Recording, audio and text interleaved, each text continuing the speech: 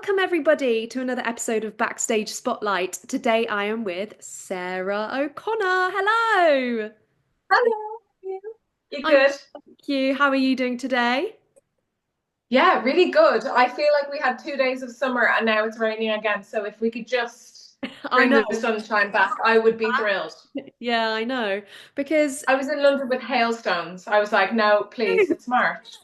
yeah, I Yeah, know what is going on. But anyway, it's lovely to have you on. Thank you for joining me.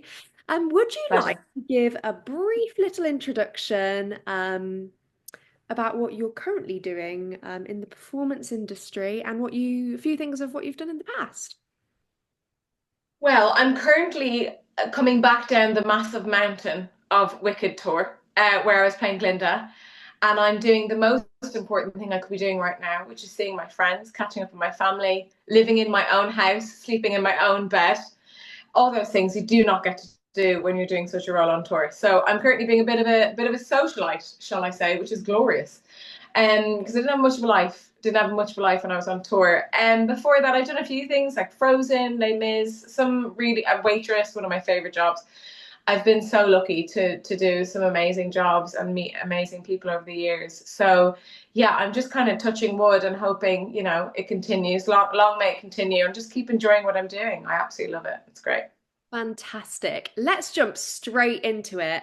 Talk to us about life on tour. I get mixed messages about life on tour. What is it like for you? It depends on the job because I've done two. I did a shorter tour years ago with Evita, where I was playing the mistress. You have one song, the rest of it's ensemble based work. You can go out to the pub, you can have, your espresso martini and still turn up to work the next day, and you have your voice and you don't have too as much responsibility as some other jobs. Then this time round, you're playing a huge character such as Glinda, or it was the same for Alpha, who was playing Laura. It's a lot more kind of life limiting socially, but it comes with the job. It's something when you sign that contract, you are also signing kind of your responsibility, and you're taking that on. It comes with the role, and it's a privilege.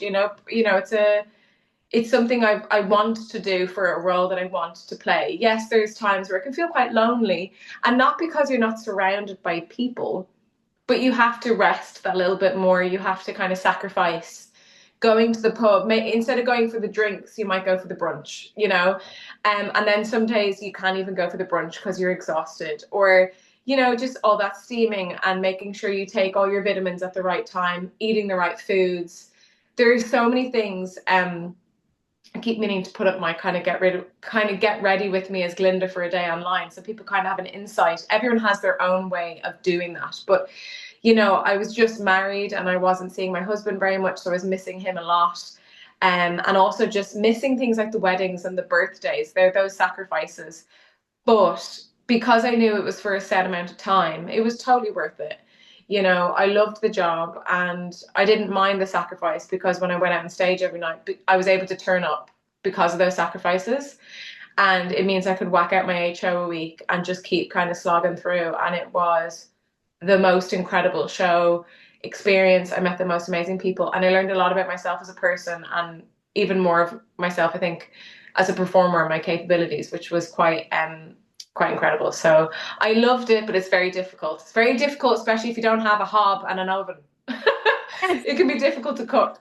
But I loved it, finding your gym each time you move. It's all those tiny little things, but it's good crack, and you have your little family on the road. It's good. Nice. Do you have any on tour life hacks? Oh, so many. We need to hear. My number one thing that I had to tour with me was my milk foamer. And I don't care how bougie that sounds. I don't care. I don't care. Judge me. I That is so. got up in the morning every morning, and it's about like me and Laura lived together for the last 3 months, and we both had one. Carl also had one. And he had his whole Nespresso machine. I don't know how he fit that in his suitcase, He was but I carrying mean, that he looked every fantastic. location. Every location. He only had one suitcase. I don't know how he fit any clothes in. He always looks great, but I was like, how do you fit all your stuff in if you have an espresso machine? But anyway, he's a boy, I guess. But we had about like 17 suitcases and just a little milk frother. I needed my morning coffee. I needed my bit of home.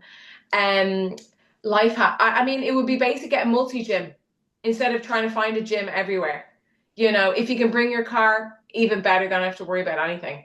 But I think a lot of it is getting the right cookbooks, being able to cook in one pan. Mm. Um, and also, I think the biggest hack you're ever going to have is get a really good list of digs Yeah. because you can turn up somewhere like I did and be like, oh, Holy Mary, Mother of God, how did I manage this? It's horrific. Please, I need to leave. So that wasn't great, not gonna lie. So if you have a good digs list, and to be honest with you, you just need like your little pieces of home. You know, I brought my own duvet sets. You know, some people brought their own pillows, bits, things that just for like a good sleep and a good coffee in the morning. I'm pretty easy to please in that sense. Yeah. So, but then again, it's not like I nailed tour life. I mean, I haven't done it that many times, so I'm sure I could pick up a few more for sure. Yeah, great. What was your favorite location to visit?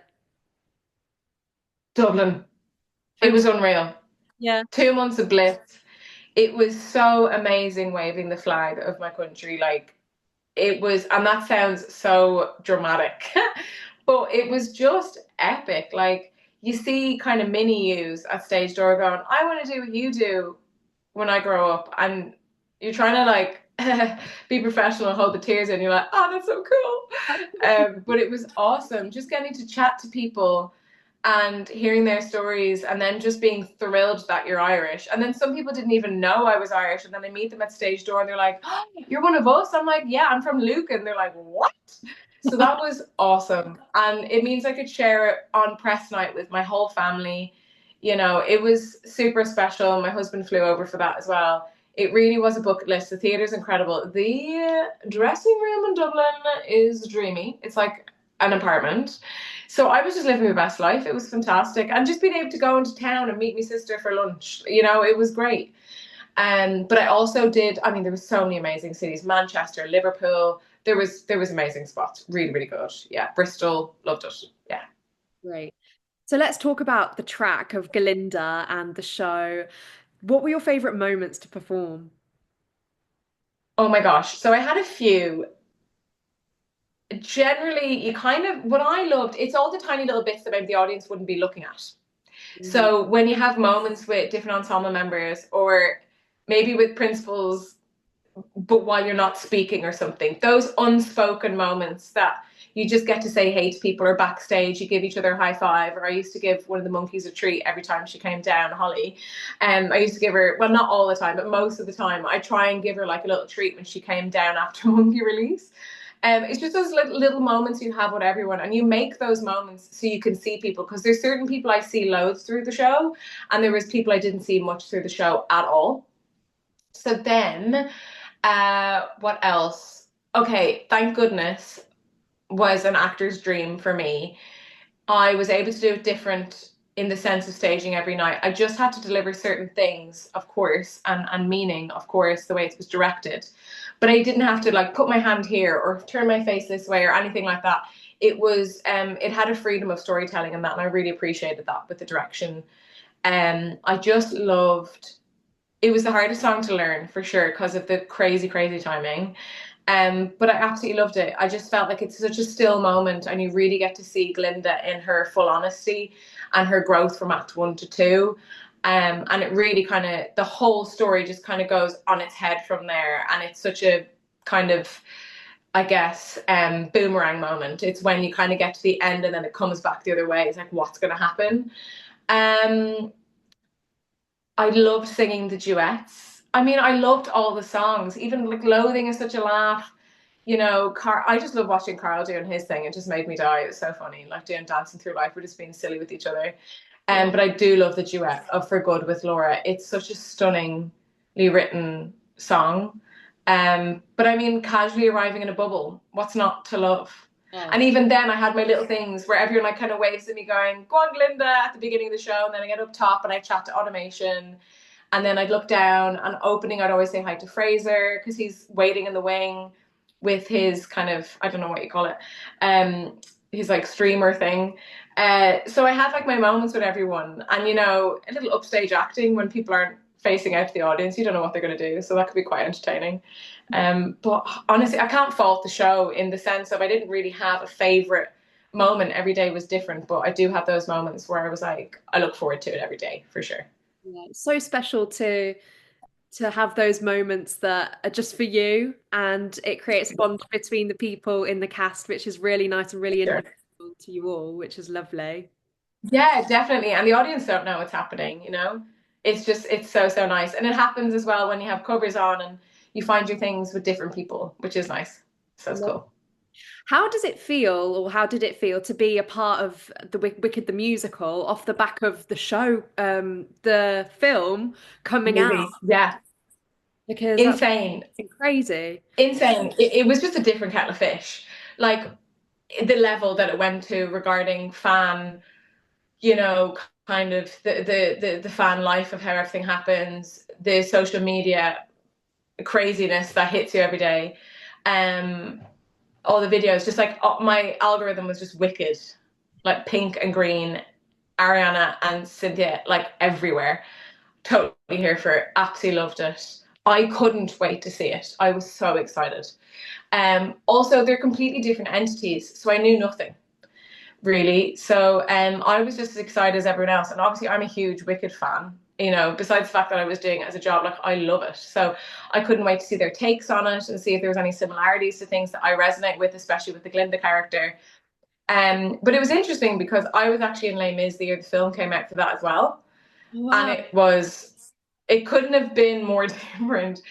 It was obviously huge for us, but the Wicked marketing is a completely different scale.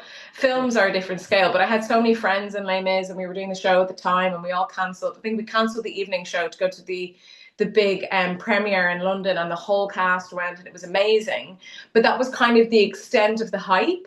There was no online, like I don't think I had. I might have had a social media, maybe. I mean, I can't really remember. There might have been a Twitter or something. I don't know back then. I can't remember.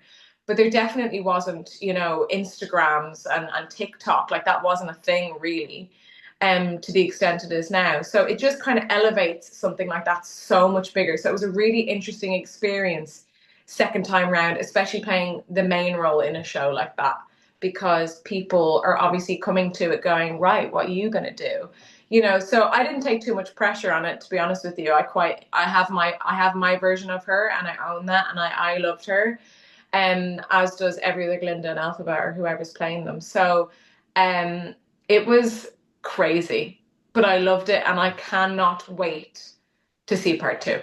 Oh, I cannot. It's gonna be amazing. Yeah. all like on the edge of our seats waiting for it to come out. I know. I know. I'm like, come on now, let's do it. Why are you waiting a year? So mean. And I want to know there's new songs. So that's interesting. Although I would like to just put out in the universe, I would love the end of Popular to go into the show. It's so good. So good. I think Stephen Schwartz said that somewhere as well. So Might happen. sorry, I'm not working on the show anymore. I can say it. Hilarious. What were you like as a child? Did you always want to perform? Oh God, should I even answer that question? My memory's a bit bad, but I mean, I definitely was uh, outspoken, quite loud. Not like everyone watched me necessarily all the time, but I did like to make up dances with my cousin when I went down to her house, and then everyone would have to watch it, or I'd be singing along with something. I'm quite an outdoorsy kid. I like painting at home and doing bits and bobs, but then I also like going to stage school and singing and dancing and kind of running around riot. But because I can be quite an introvert as much as I am an extrovert. I'm definitely a kind of a mix of both. I kind of overcompensate when I'm feeling quiet with being louder. But also I'm super chill in loads of ways, which can be a shock to people because obviously when I'm at work, like even doing an interview like this, or I'm doing, you know, a lot of media, I can speak and I can go for it. But then I will happily spend 3 days by myself in the middle of nowhere. Like that's no problem either. Do you know what I mean? So Like me. I feel like there was a little bit of that when I was a kid. I used to like lock myself in my room, and I loved like rearranging my furniture. I'm a little bit kind of sentimental with how I keep things, or I'm quite OCD. I like to keep things really clean and tidy. I'm so glad you can't see my house right now, so maybe it didn't transfer to me being an adult. But Yeah, so many. I definitely am a person of loads of parts of my personality, and I think I was like that as a kid as well, for sure. But I wasn't a quiet, shy one. But that I can definitely say that for sure. Yeah. Did you have dream roles growing up as you started to realize that you were going to do performance as a career? And have you achieved those goals? Yeah, and that's crazy to me, even now. You know, it's insane. Like I think about, I was just saying this to my dad a few weeks ago and to a friend actually just this afternoon. You know, I remember going to Broadway and being like, oh, I really want to be in Wicked. And now I'm going to New York on Sunday and I'm meeting up with some of the Wicked cast, current and past, coming off the back of playing those roles to meet people that have also been playing those roles. And that blows my mind. That they're just now ordinary people to me who I look up to and I think are incredible, but they're also in and amongst the people that I can maybe socialize with or get to know. Like it's insane how your life's dream can genuinely become your life. Like nothing, it just goes to show nothing is unreachable in that sense. Because then it's just so great for kids to go, oh, yeah, it doesn't sound stupid that I want to be an astronaut or I want to be a doctor or I want to be on the West End stage. There's nothing ridiculous about it because they are jobs, they are real. It's not like you're saying something that's untouchable. So I just think that should be resonated with kids when it comes to them making decisions. It doesn't have to be almost always the job that's safest or whatever. You know, go for it. Go for it. You only get to live this life once.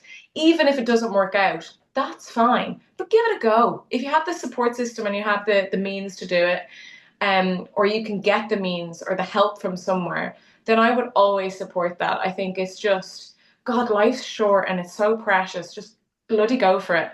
When it comes to the roles, um, Eponine was 100% on my list. Wicked was on my list, but for years it was Alphaba. Oh, that's And I auditioned for Alphaba for years and years and years. And after, I think over 10 years, I auditioned for it. Through 10 years, I think I did 5 or 6 times. And the first four, 3 or 4, I think, was Alphaba. And I was in, and I'd be singing it, and I'd be like, this is great, and it's lovely, and I really enjoy singing it. But I just wasn't fully thinking, this is me, this is my person. I feel like there's definitely elements of Alpha I can connect with.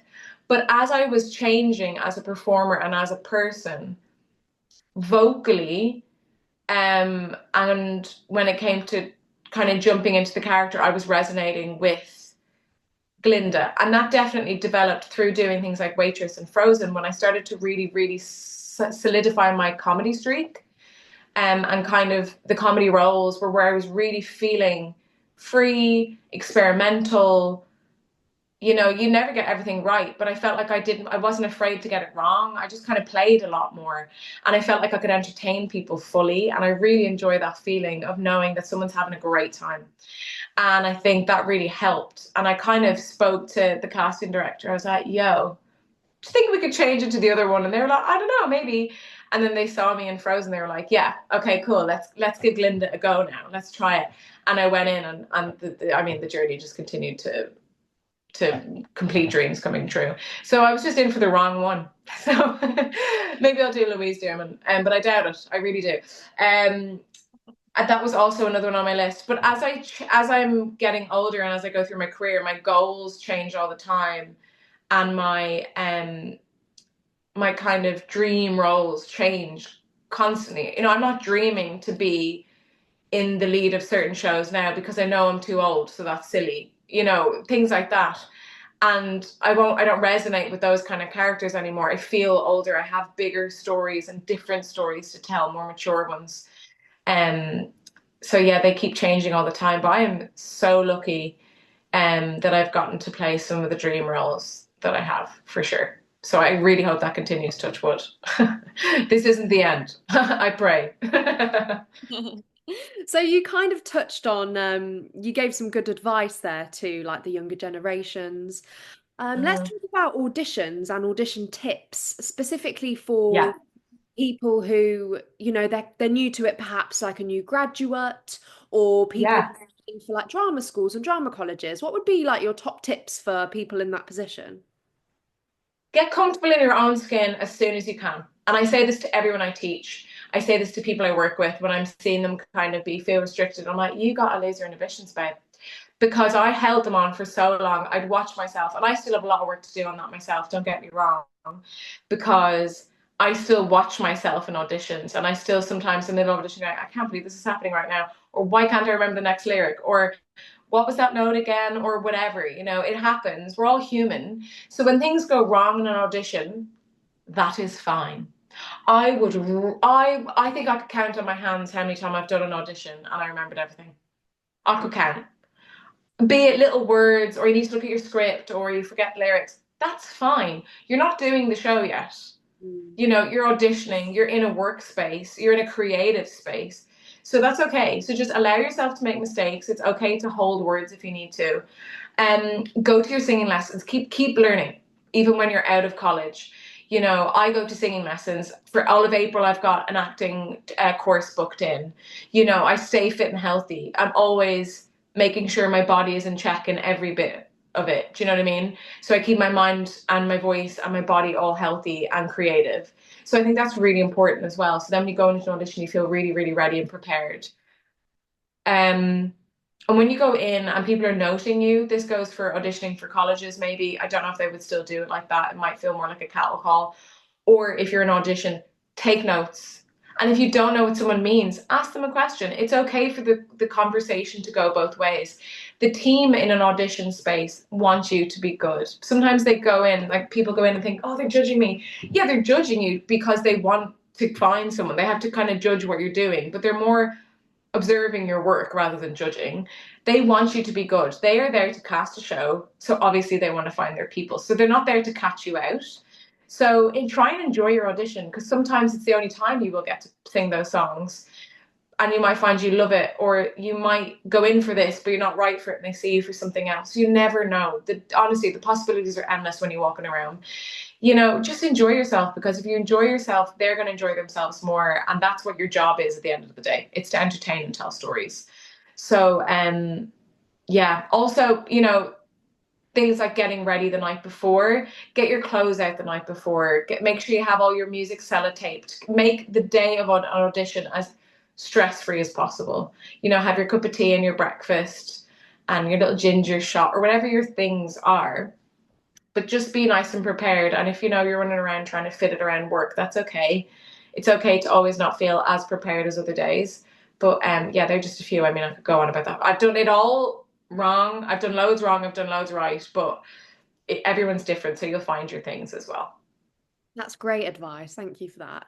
Let's talk about work-life balance in this business, because the schedule is mad and it doesn't match up with any of your friends or families, and it's quite isolating at times. So tell us about your Yeah. experience of that. Yeah, it is hard. It depends on the show, for sure. Frozen, I was doing Wednesday to Sunday, two Saturdays, two shows on a Saturday and a Sunday is like the most unsociable you can be. But you get used to it, and it's for a finite amount of time. Um, so you get Mondays and Tuesdays off. Like, how often does your mate ring you going, hey, let's go for a Monday roast? Like, it just doesn't happen. And a lot of the West End since COVID is a Monday night off. And that is not the best day of the week, let's be honest. But you get used to it. And also, so we call, not we, I and some of my friends, they all know what I mean when I say it, non-performer folk, muggles, as we say from the Harry Yeah. Potter world. I don't have loads of those friends. I'm not going to lie. A lot of my friends are just little stagey divas.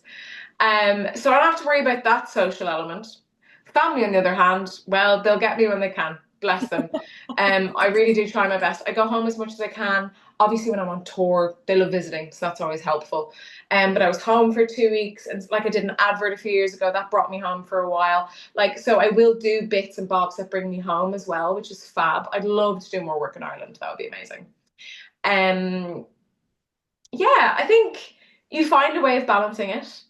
And we're night owls. So when we go home, we're not going home to bed mostly. I mean, now I'm a bit older, sometimes I do, but that's when we watch our TV or we catch up with people or we're writing back to all our messages and stuff. Um, so yeah, it's weird to everyone else, but it's totally normal to us. Mm. There's nothing unusual about our lifestyle to me. It's so crazy. Like when people are like, I do 9 to 5 Monday to Friday. I'm like, God, that's such a long day. I turn up to work at 5 and I leave at 10:30, and I've been entertaining and I've had a great time. It's fantastic. There's a lot of sacrifices, of course there is. You don't always get like I said earlier, you don't get the holiday you want all the time, or you can't go out and just get scream at a concert like your friends because your vocal health, or eat all the food you want because of acid reflux, or you have to watch your weight so because you can't get your costumes changed, and whatever it can be. There are so many tiny little things that maybe people on the outside don't realize, but they're also something we're so used to, so we just make it work. But yeah, we love a brunch. We love Yeah, a brunch and a late drink, and then we're fine. But it's all good. I love it. I wouldn't want it to be any other way. great. What do you enjoy to do in your downtime that's not performing, entertaining? Oh, I like a little DIY project. I'm currently doing the downstairs bathroom, covering all my tiles. I'm doing a little bathroom. Ooh. I do like bits. Yeah, it's fantastic. I love a little project, a little DIY project in the house. I love walking. I love hiking. I just went on a hiking holiday there in South Africa, and it was dreamy. I just find it so relaxing and enjoyable. I like a physical challenge for Whereabouts? sure. Be it like we did the garden route. So we went to Cape Town and then the garden route. We went on safari. We did a bit of everything. It was fantastic. But I do like adventures. I like a physical adventure. I did high rocks. I've done a marathon. Some of them I won't go back and do again, mind you. My knees can't do that anymore. But I like to keep myself physically active. I like to be out and about in the outdoors. I would rather be in a mountain than a beach. That's my kind of personality. But then reading, I love reading, and I love going to a coffee shop and just catching up with mates. I'm not a gamer or anything like that. My husband is a gamer, but nah, just keep it simple. Yeah, it's good. Nice. Last question today. If you had a Yeah. goal for your future in the performance industry, or like a dream role or a show that you haven't ticked off your bucket list yet, what would that be? It changes all the time. Currently, I would love to do a play. Oh, wow. No Straight out. singing. Yeah. Straight acting, because I do think there is a stigma on us as performers. Hannah Waddingham was flying that flag all by herself, bless her. No, there's a few people. I think in America it's very different. Um, they are very they enjoy when people are musical theatre. It means they can do more. But for some reason over here, it means, oh, you're a musical theatre actor, you're not a real actor, and you're like, okay, hold on now. I just happen to be able to sing. I can also act very well. But I would love to be given the challenge. And I have a lot of growing and learning to do with that. That's why I still go to class. And it would be a completely different way of working for me. It's a different discipline. So I'd be curious to go in and learn from everyone. I would love to be given that chance. So yeah, that's my new goal. Why not? I'll keep putting it out there. And I never thought a lot of the things I've done would happen either. So what's the harm in just keep the dreams alive, keep going. Yeah, that's what I'd love to do. World is your oyster, so you heard it here first, everybody.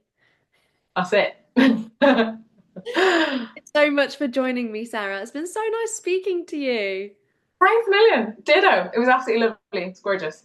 Great. And everybody listening, go follow Sarah, see everything she's up to, and hopefully we'll see her in a straight acting play soon. Yeah, I'll let you know how the downstairs bathroom goes as well. Everyone Oh, yeah. on the edge of their seat. I can tell. I can tell.